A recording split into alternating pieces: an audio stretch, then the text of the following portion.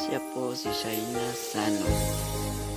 Nawaan ko lang po siya ng ganito ay nakita ko siya sa